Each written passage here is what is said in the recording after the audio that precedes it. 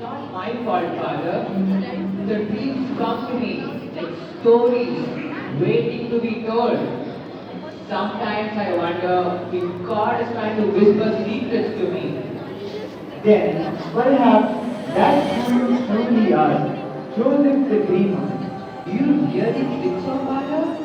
Yes, my son, the dreams you speak of, they're not just stories, they're glimpses of something greater. And perhaps that's who you truly are, Joseph the dreamer. Thank you, Father, for understanding me. I truly appreciate your kind words. And now, listen to my dream. We were binding sheep in the field, and my sheep stood upright, whereas your sheep bowed down to me. And again, I dreamt. The sun, the moon, and the 11 stars all bowed down to me. Now the plot unfolds with his brothers scheming against Joseph. Why does Joseph get special treatment?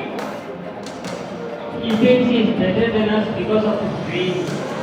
Hey brothers, what are you all up to? What are you doing to me, brother? Come now, let us kill him and say that a white priest about him. Then we'll see what becomes of his dreams. No, brother, don't do this to me. Help me, don't kill me. I'm begging you. Please, somebody help me. Help.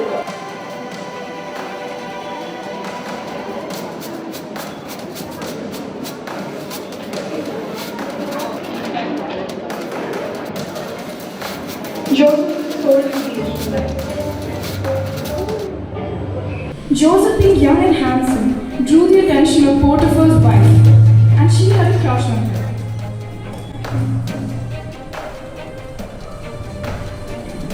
Joseph, can I have a word with you?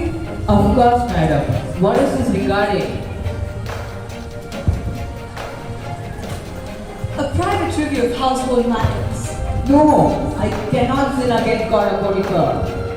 How dare he, gods! Take this and tell my husband, the Hebrew you brought home had tried to take advantage of me. When I cried, he ran and left his shop.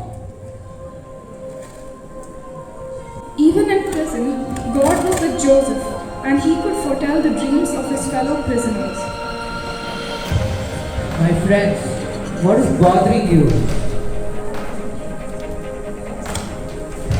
I had a dream of a vine with 3 branches. I squeezed grapes into the Pharaoh's cup.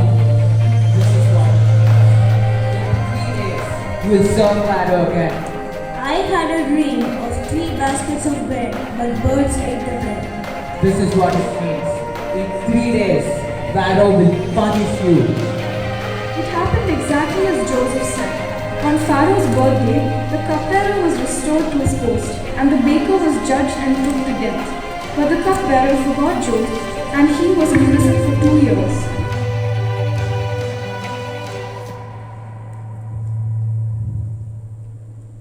Are you Joseph the dreamer?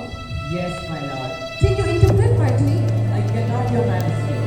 God will give a favorable interpretation. I had a very strange dream, and in that dream I saw 7 fat cows grazing near the river and were eaten by 7 thin cows.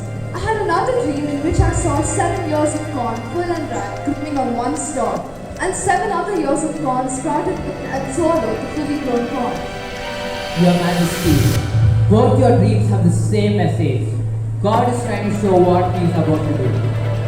7 fat cows and the 7 full years of corn are 7 years where there will be plenty in all the land of Egypt. The 7 thin cows and the 7 thick years of corn are 7 years where there will be severe famine in all the land of Egypt. I am greatly troubled, Joseph. What do you suggest we do now? Your majesty, you need to choose a man with wisdom in charge of the country and other officials who stored up, picked up the grains during the 7 years of plenty and stored the corn and garden. The food will be like a reserve supply during the 7 years of famine. In this way, the people will not starve. God will show you all of this, so there is none as wise and discerning as you. I put you in charge of my kingdom, and all of my people shall obey your orders. and your authority shall be second only to mine. I now pronounce you governor of all of Egypt. The king removes from his fingers a signet with royal authority, and so Joseph is appointed governor over all of Egypt. My sons, I want you to go to Egypt and buy food for our families, or else we will all starve. What? Why does no one listen to me? Are you all deaf? Brothers, stop imitating each other. Yes, Father, we will go.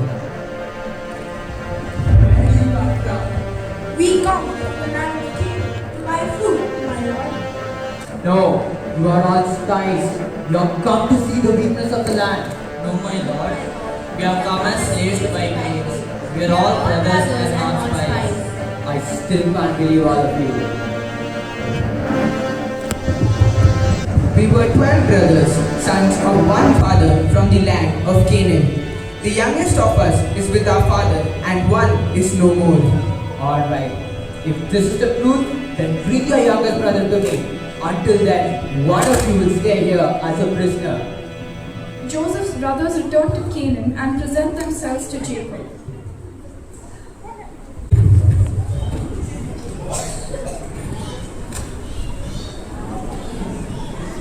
My lord, this is our youngest brother, Benjamin. God bless you, my son.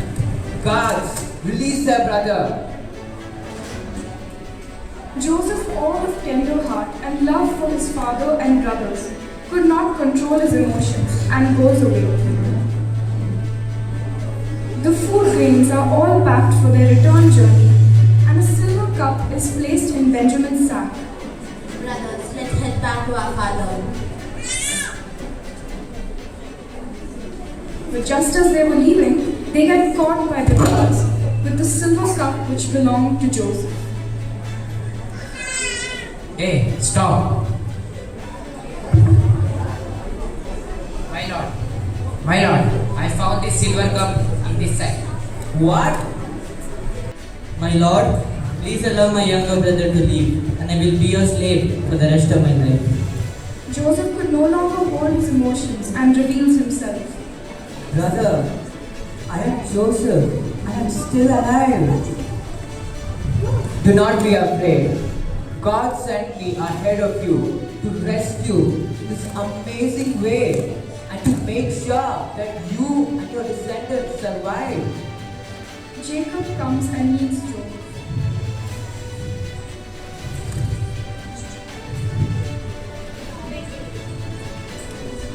Joseph, my son, you are alive, and my heart is finally at peace knowing that you are now alive. So here, take this coat.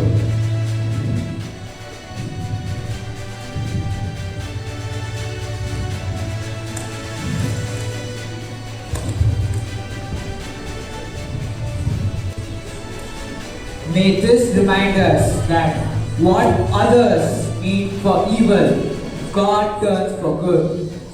This was a happy ending for Jacob and his sons. They all lived happily with their families in Egypt.